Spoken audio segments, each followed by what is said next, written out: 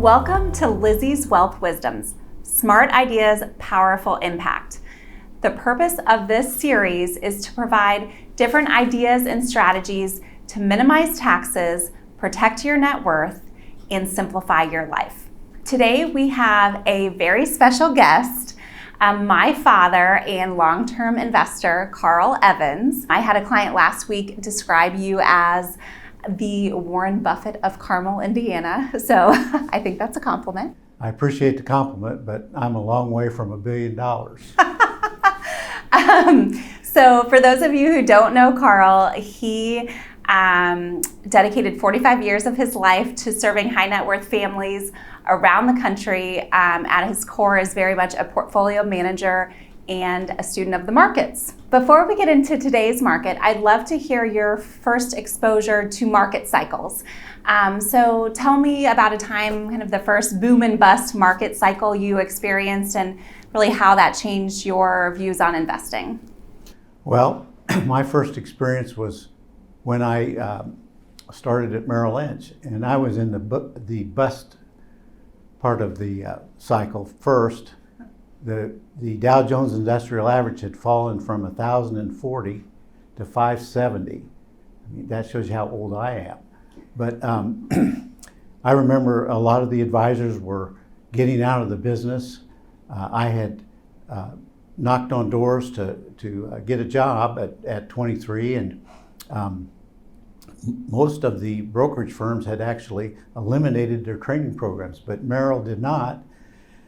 And so I, not knowing much better, went around and called on clients and asked them if they had an interest in the stock market, and the people that did and took our recommendations looked fantastic 2 years later, and that was my first experience.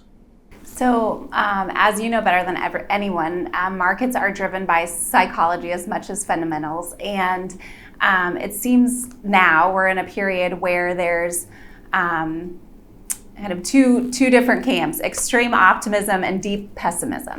So have there been other periods of time that you've experienced a similar market, and how did you navigate through that? Is there, as you think about investing, is there a North Star when you look at individual companies, or how do you think about that through different market cycles? Well, I think the key is to buy low and sell high, and that's what everybody wants to do. But it's funny, in the stock market, everybody wants to buy high and sell low. And the reason for that is if the market's going up and you look at your statement and it's increasing, you feel pretty good about it. When it's going down, you think after 2 or 3 or 4 months, I've just got to stop the pain here and before I lose more. So you have to realize that the market always goes back and sets new highs long term. And you shouldn't have money in the stock market if you can't leave it there for at least 5 years. And if you can, then you want to do what's uncomfortable and put more money in when the market's low, and you certainly won't pick the bottom, but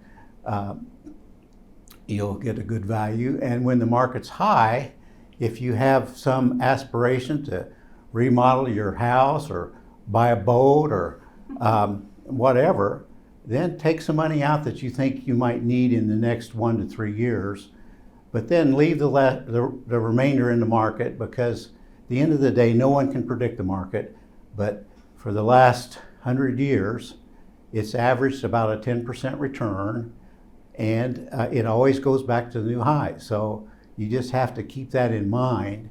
And I had one client that said, well, when it's bad, I just don't open my statements.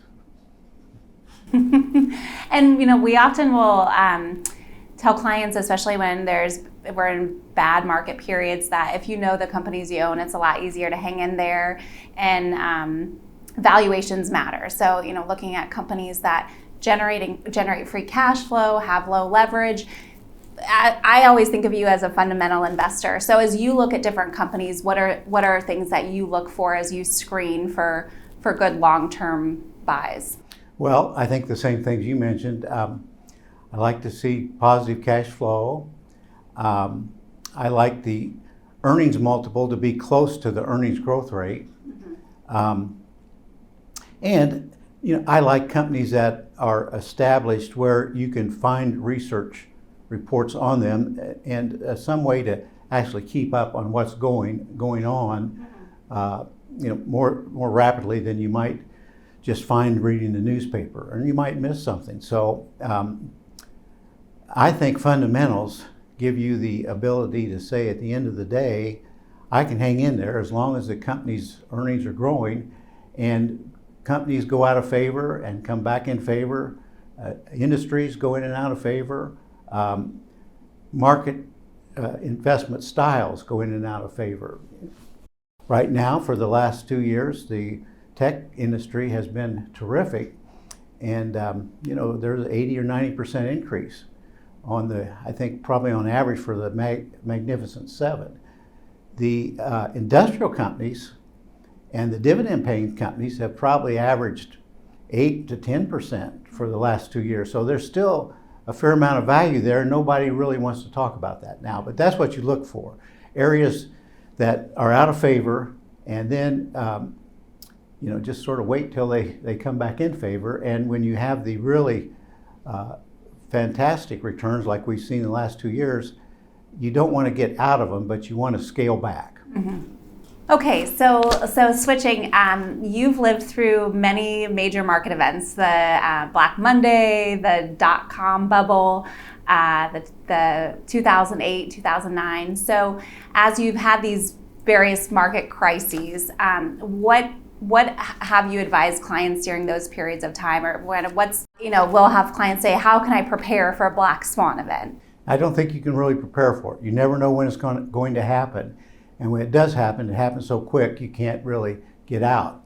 And again, I've seen people that have tried to time the market, move in and out. It never really works that well, and it's very expensive from a tax standpoint. If you know what you're doing and you're making money, you're going to give back a major part of that gain in short-term capital gains and the taxes involved. So my philosophy is to hang in there, but pay attention to the companies that you have and pay attention to the mutual funds that you have, and make sure that in their particular category, they're best of class. And as long as that happens, when the market recovers, you'll do very well. So for long-term investors that are trying to navigate all the noise, all the different headlines, what's your best advice? Ignore it. That's good. Okay, if you could give your younger self an investing lesson, what would it be? Well, I have to say that probably for 10 or 15 years of my career, I bought companies solely based on the fundamentals and improving fundamentals. And I quickly learned that in some cases, I bought a little too soon. So I think it's important to look at the chart pattern or the technical pattern of the company or the mutual fund that you're buying, and make sure that downtrend has turned and that you're starting to see a trend up, so that the chart reinforces what you're reading about with the fundamentals. Because many times the analysts will pound the table about how great a company is. You'll hold it, it'll go down, and then they'll change to a sell. So you want the market action to support the fundamental advice that you're receiving, and that avoids catching the knife like they talk about here when you're trying to pick the bottom of the market. So you'll give up maybe the first 15 or 20%, but then you'll still participate in the 80 or 85% of the remaining gain. When you have these terrific returns, realize that nothing goes straight up, and that if you have 2 years of back-to-back 20% returns, it's very normal to have a slow period following that, and that doesn't mean that long-term it's not a good place to be, but it will challenge some people's patience. That's good. That's good advice. That's it for today's episode of Wealth Wisdoms. If you enjoyed this conversation, please subscribe below and leave a review. Thanks so much.